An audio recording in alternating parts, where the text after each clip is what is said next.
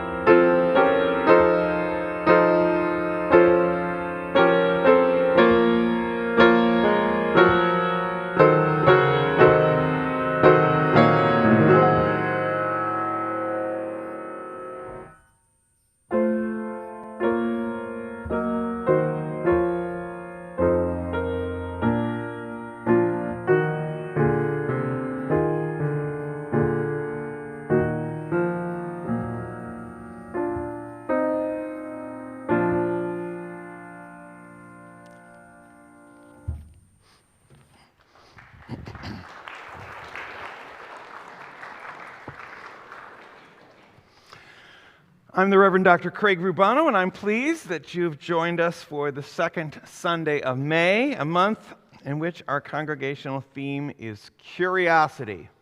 And we are blessed to have Helen Coe's musicality with us this morning. And she's chosen pieces that have connections with her own story. So we just heard Bach's Prelude in B minor. Helen remembers that she first learned that piece not on piano, but on trombone. Actually, Helen, trombone was my band instrument as well. When Helen was learning trombone, it was a time when girls were encouraged to play, shall we say, more dainty instruments. And she came home with her trombone and hid behind the couch and played Bach's Prelude in B flat. But Helen's mother not only did not object to the trombone, she encouraged Helen's curiosity and supported her playing trombone as part of the Buxmont Band. Yes, so today in many countries around the world, Mother's Day is celebrated. I invite us this morning to broaden our understanding of who the people are in our lives who mother us, and who the people are whom we mother. A mother figure of caregiving may not be a biological parent. What makes a mother is the sustained relationship, the care and guidance and love, the stories that live in us and that we pass along in turn. And I want to acknowledge that Mother's Day is a hard time of year for so many. Excuse me, is there a sound? Is there a radio on or something? Where is that coming from? All right, thank you. No, I just want to make sure that, there may be a game on or something, and I didn't want to be interrupting. I want to just acknowledge that Mother's Day is a hard time of year for a lot of people. Loss, grief, perhaps some recrimination even, can just as easily accompany the warmth and kindness of better Motherly Day memories. Some of us are or have been mothers. Some of us have wanted to be parental but have not had it be possible. And some of us so dearly miss those motherly figures of our lives, or miss the children who looked to our mothering. This morning we're going to look at the uniquely Unitarian origins of Mother's Day, not the more domesticated Mother's Day that became so by presidential declaration in 1914, although we'll hear about that too, but the deeply felt Mother's Day Proclamation of 1870, delivered by a remarkable woman, Julia Ward Howe, in the service of world peace. A couple of things regarding the next few services on our schedule. Next Sunday, I will be conducting the Poconos wedding ceremony of our very own Emma Farkas. Yes. So I won't be here, but you are in for a treat. If today we touch on Unitarianism, next week Universalism will be fully on the agenda as we welcome the Reverends Craig Hirschberg and Carol Haig. They'll talk about, among other things, the Universalist heritage site, Murray Grove Retreat Center, which will also be the recipient of a special Fifth Sunday offering. And then, after that Sunday, I'll be back with you for the subsequent 5 Sundays in a row, leading us right into our summer program and the end of the 2025-26 fiscal year. Was that because of the end of the year? Is that what you're clapping about? But important announcements for 2 of those 5 services. Now, Sunday, June 7th, the service will begin an hour earlier at 9:30 a.m. in order to make it possible for the congregation to march in the 34th annual statewide LGBTQ+ Pride Festival in Asbury Park. What time will the service begin on June 7th? 9:30. On Sunday, June 21st, we will gather not here in the Earth Room, but next door in the Community Room.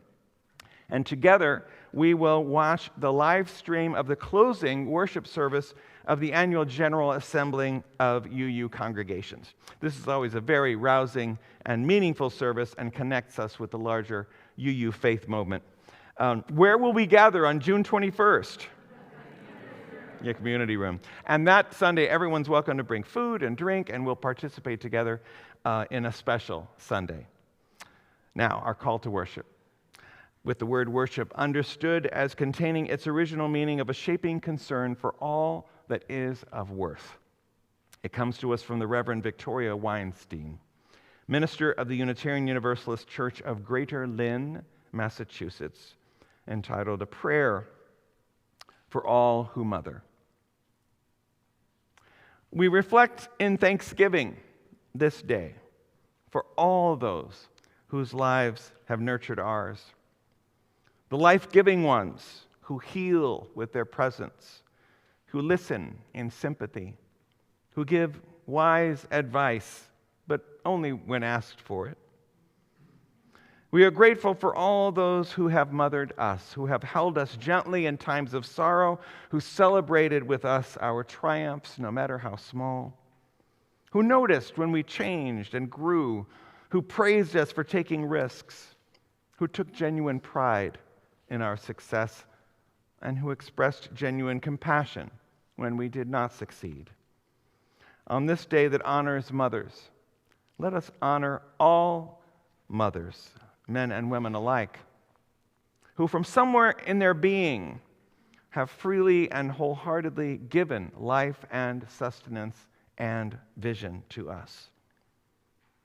Dear God, Mother, Father of us all, grant us life-giving ways, strength for birthing, and a nurturing spirit, that we may take attentive care of our world, our communities, and those precious beings entrusted to us by biology or by destiny or by friendship, fellowship, or fate. Give us all the heart of a mother today. Come, let us worship together.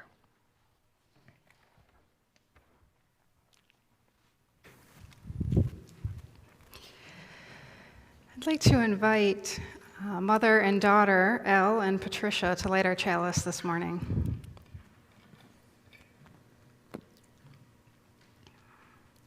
We're going to use our multi-generational chalice lighting words.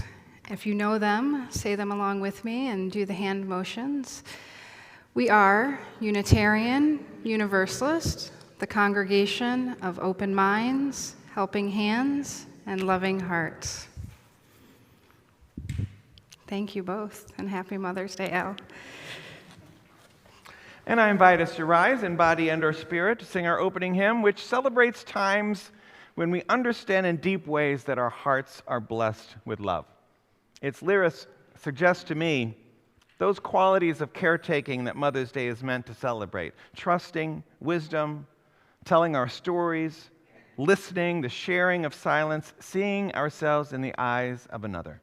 Number 1008 in the teal hymnal and on the screens, When Our Heart is in a Holy Place.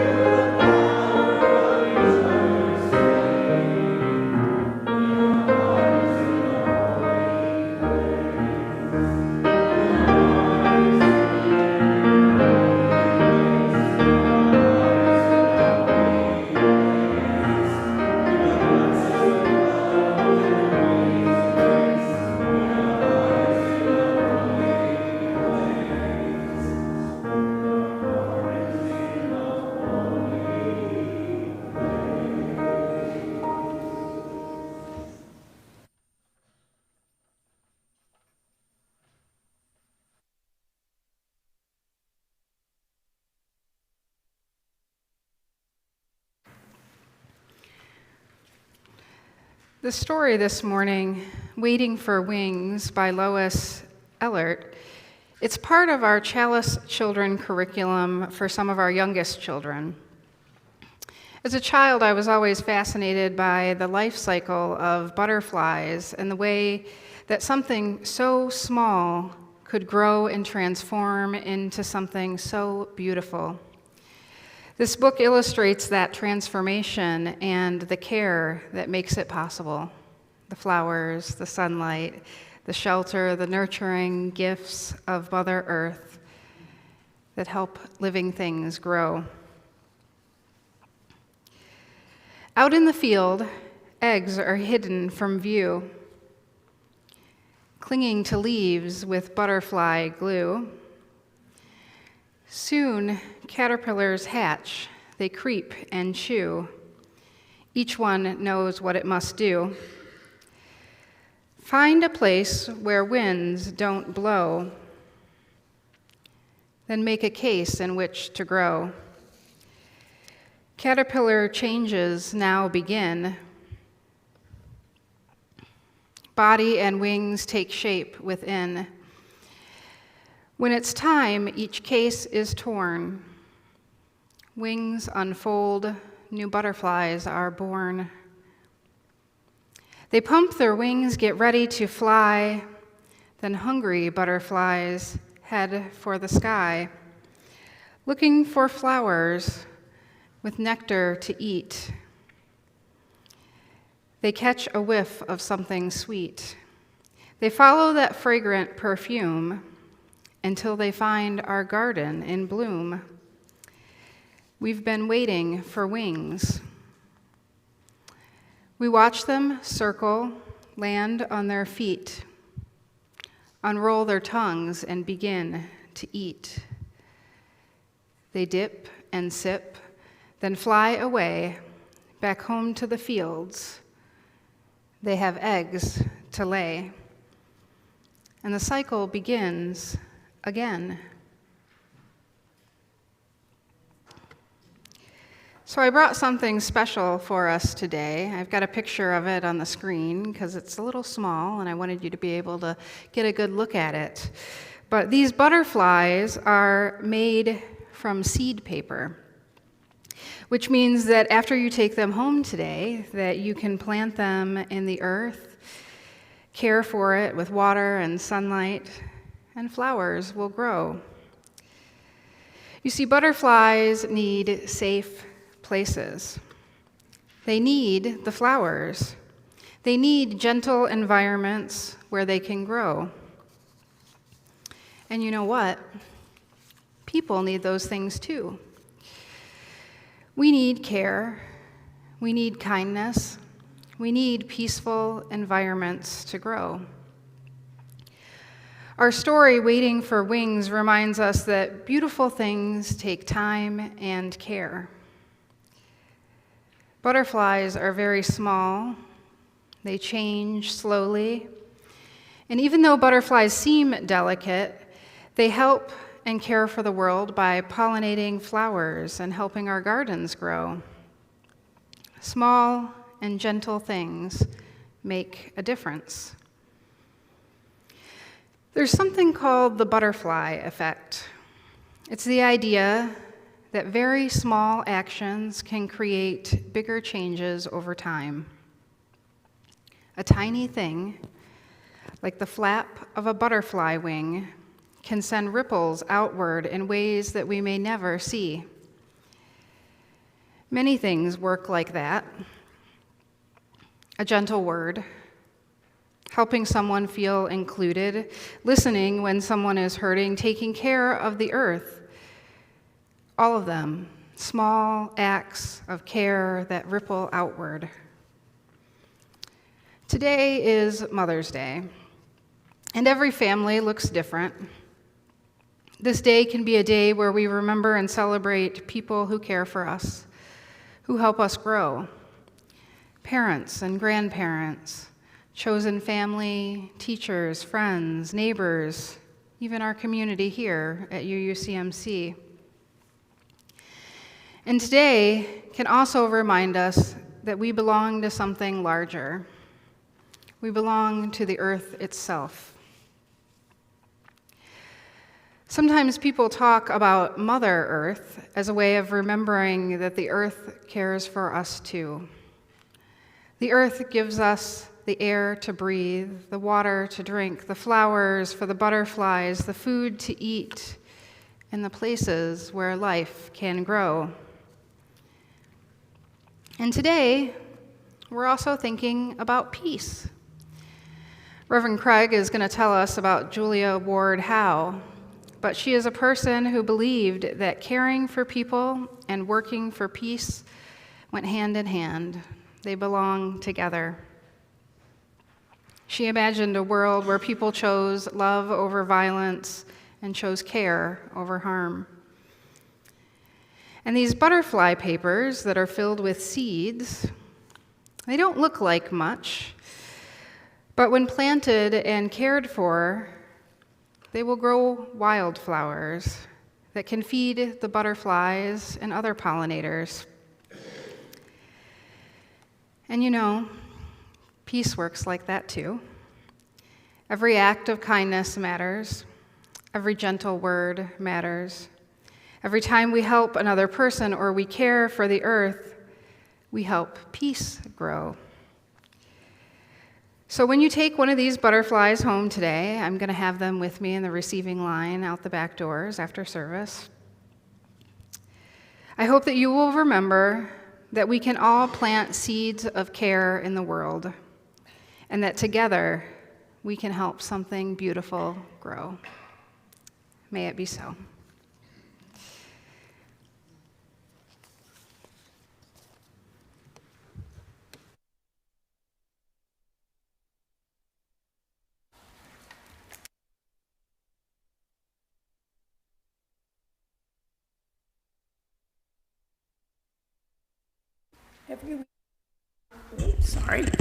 Every week in this congregation, we are provided with an opportunity to practice generosity.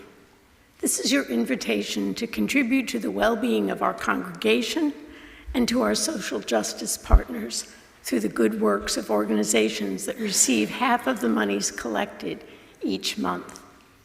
Our Share the Plate recipient for May is Casa Freehold, whose goal to improve the well-being of the immigrant community through services and activism. In these times especially, their mission is critical.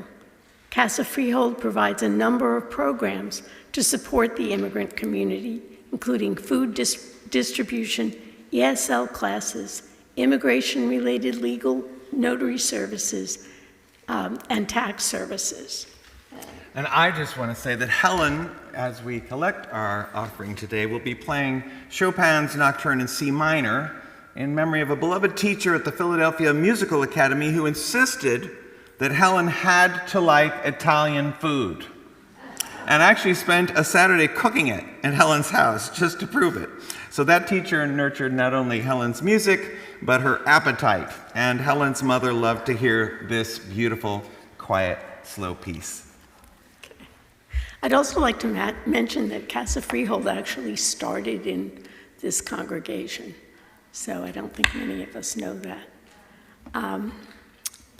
Okay, so for those of you in the Earth Room, the plates will be passed by the ushers. Online, a link to your giving page is located in the service description box. You may join this time of generosity via text, send your offering by mail, or charge your contribution online with a memo designating an amount to Casa Freehold. Please give generously.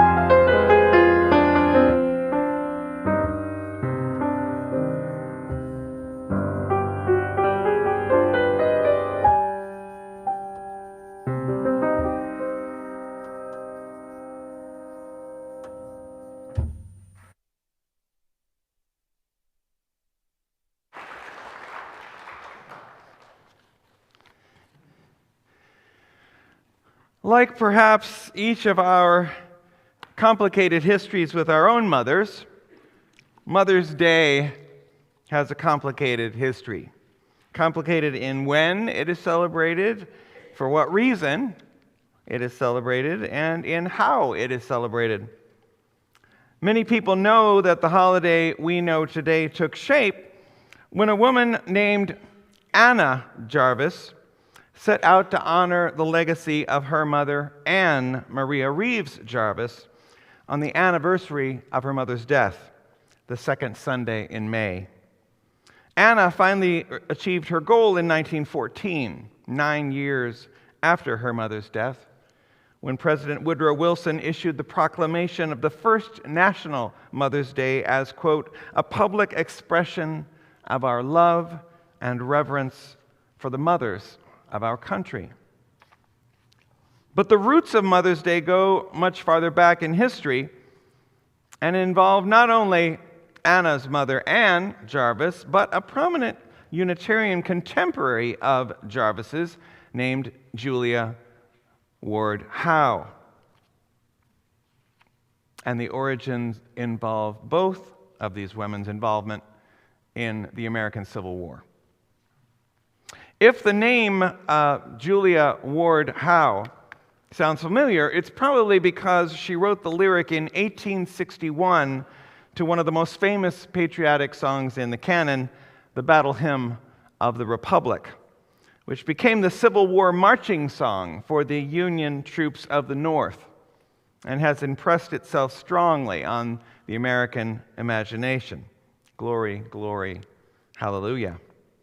Overnight, Howe became well known, and she used that renown, along with hers and her husband's connections, to pursue important goals: the abolition of slavery, the equality of women, women's voting rights, and religious freedom.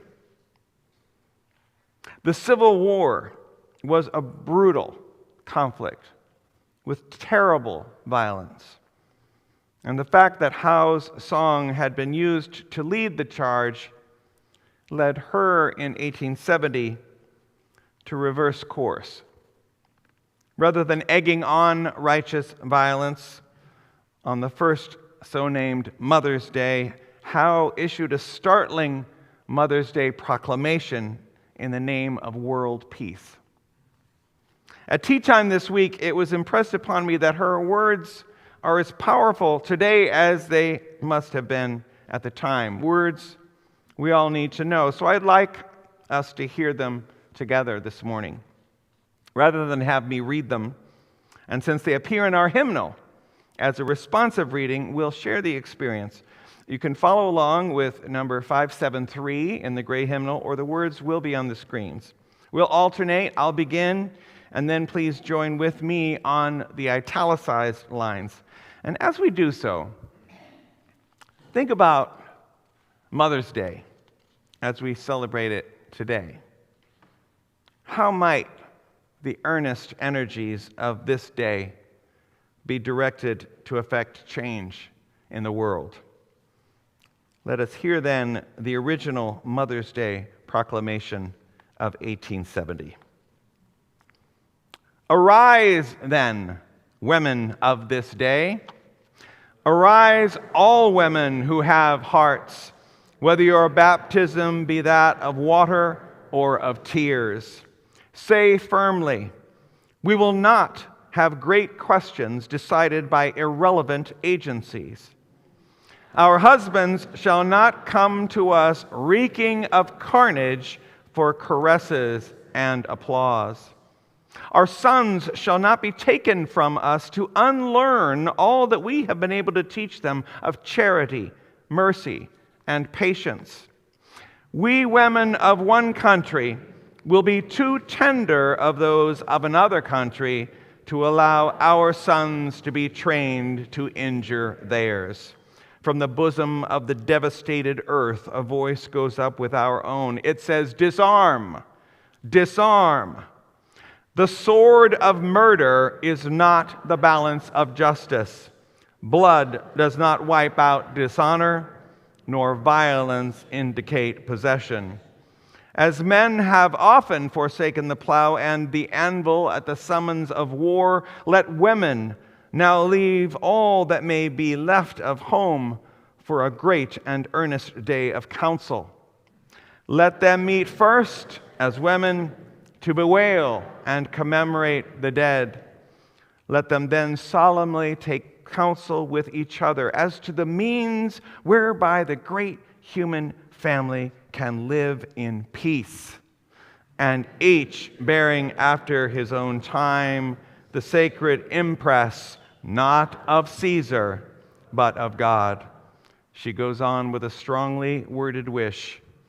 In the name of womanhood and humanity, I earnestly ask that a general congress of women without limit of nationality may be appointed and held at some place deemed most convenient and at the earliest period consistent with its objects, to promote the alliance of the different nationalities, the amicable settlement of international questions, the great and general interests of peace.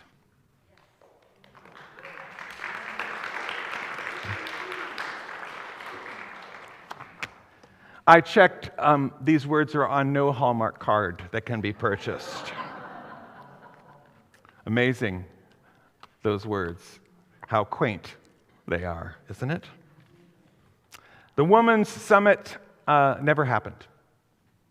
And although attempts to establish an annual Mother's Day for Peace to be celebrated in June, that did happen in some places for a time, Mother's Day did not catch on with the larger public. Howe, however, was undeterred in her own advocacy and pursued justice causes for the next 40 years until her death in 1910. It should be said that the other Mother's Day ancestor, Anne Maria Reeves Jarvis, was also a remarkable woman who, like Howe, worked with and for women and specifically with mothers. Jarvis, who had borne more than a dozen children, lost most of them to diphtheria or measles, diseases common in Appalachia at the time, and that was where she lived. She organized what she called Mothers' Work Days, where women would collectively gather trash to improve local environmental conditions or spread the word of good hygiene practices. And during the Civil War, Jarvis helped with the war wounded and advocated for peace. In fact, in 1868, in the midst of war, in dangerous conditions, Jarvis organized a Mother's Friendship Day to bring families from both sides of that conflict together to create new, peaceful community. It is certainly possible that Jarvis's Mother's Friendship Day gave Howe the idea for her own Mother's Day of Peace 2 years later. The two women did know one another, but that cannot be confirmed. But it was Jarvis's daughter Anna, one of her surviving 3 children, who worked tirelessly until a National Mother's Day in honor of her mother's work with and for women was established, as I said, on the anniversary of her mother's death. And that's why we celebrate Mother's Day on the second Sunday of May, to honor Anne Jarvis. But I think it's essential to remember also the vision of peace across nations, religions, and cultures that motivated Julia Ward Howe's first widely celebrated Mother's Day. Both of these early commemorations seem to me to be powerful visions of the tremendous good that could be achieved if women got together to enact change. And we can pay tribute to these amazing American women today by supporting organizations that fund health and that fund peace. There is a sad but instructive coda to this story. Anna Jarvis grew discouraged at the commercialization of a day that she meant to be a holy remembrance of her mother's vital life. And Anna protested against the crassness of what quickly became, even in the early part of the 20th century, a day benefiting florists and greeting card companies, rather than improving the lives of women. So upset did Jarvis become that in 1943 she began a petition to have Mother's Day recalled as a national day of commemoration, addressing those who profited from her holy day as, quote, charlatans, bandits, pirates, racketeers, kidnappers, and termites that would undermine with their greed one of the finest, noblest, and truest movements and celebrations. She was ultimately unsuccessful in getting Mother's Day repealed. And when she died, penniless, 5 years later, the ultimate and sad irony was that all of her bills, including her funeral, were paid for by the very florist and greeting card companies that she despised. Now look, mothers deserve any bit of recognition they can get.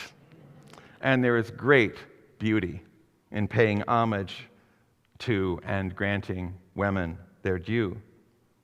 It does give one pause, however, to know that an all-time Mother's Day record will be broken today, with 38, this is B as in broken, $38 billion spent today on Mother's Day.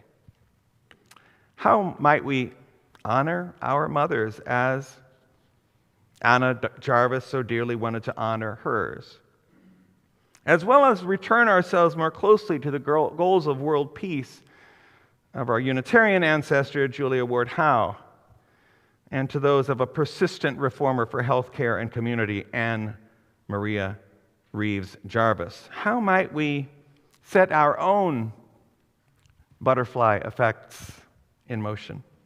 How might we plant seeds of the kinds of acts of care that Michelle brought to our attention in today's story wisdom?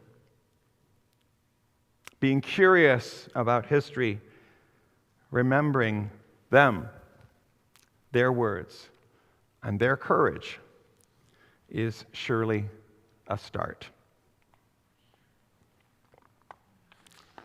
And I invite us now into a period of prayer and meditation as we offer one of the most beloved prayers of all time, as adapted and set to music by Bobby McFerrin and dedicated to his mother. And let's just hold our applause at the end and hold a moment of silence at prayer's end.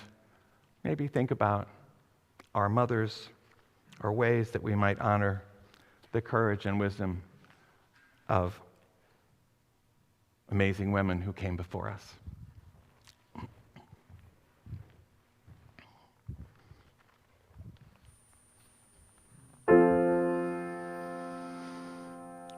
The Lord is my shepherd, I have all I need.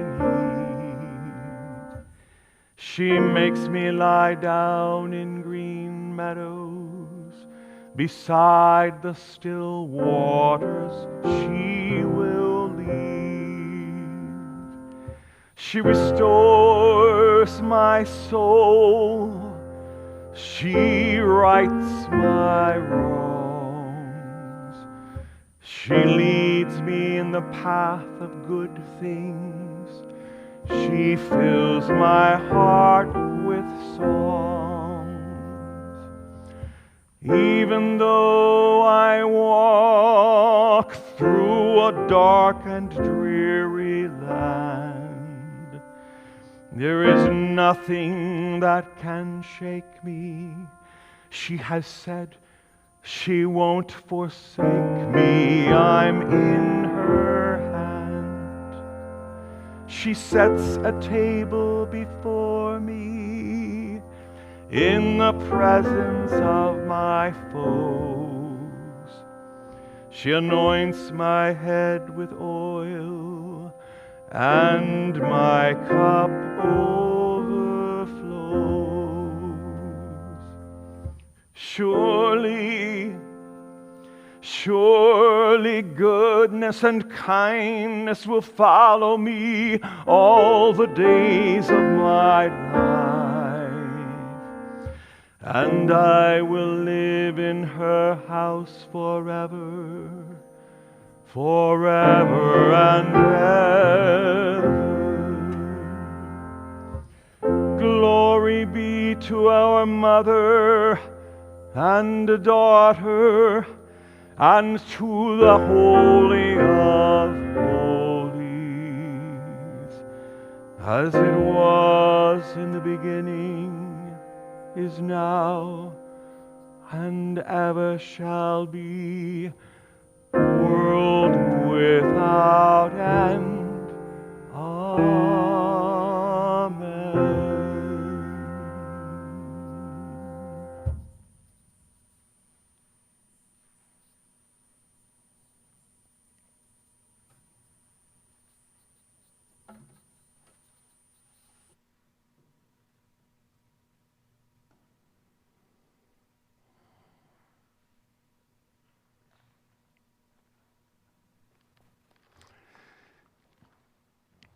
I invite us to rise in body and our spirit to sing our closing hymn, a supplication for caretaking relationships that allow us to grow, to care, and to love.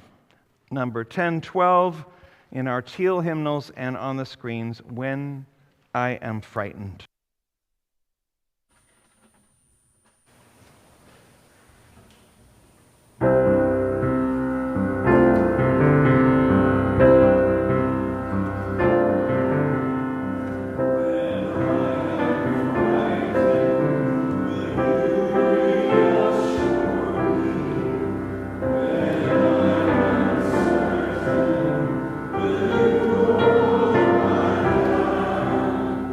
When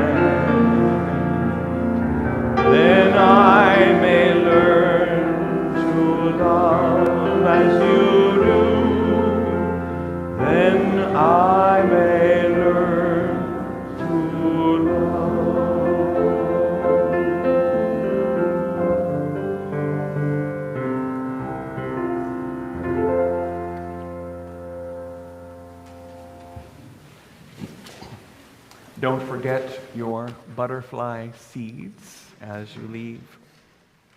Our closing words of benediction come to us from the Reverend Jim McGaw, the settled minister at Sunny Hill, the Unitarian Universalist Church of the South Hills in Pittsburgh, Pennsylvania. When I say go in peace, I don't mean go in mindless oblivion. When I say go in peace, I don't mean go without challenging yourself or others. When I say go in peace, I don't mean go in utter ease and comfort. When I say go in peace, I mean go in peace seeking justice. I mean go in peace committed to equal rights and opportunities for all. When I say go in peace, I mean go in peace that is created when together we build communities of true solidarity, deep compassion, and fierce, unrelenting love. As we go in peace, seeking to create the kind of Mother's Day peace longed for as long as there have been mothers in the world, Helen has a final treat for us. Music has been the source of much joy in her life, and she's grateful to all who have nurtured her curiosity to learn all kinds of music. She describes this last piece as a jolly two-step classical rag, and muses that music has always been a step in the right direction for her. Helen's mother was tiny, apparently, and her father was 6 foot, and when they danced together, the mother always tapped beside his slowly clunky footsteps. So Helen invites us all to clap and tap and clunk along as we go dancing forth in peace to bless the world. Thank you, Helen.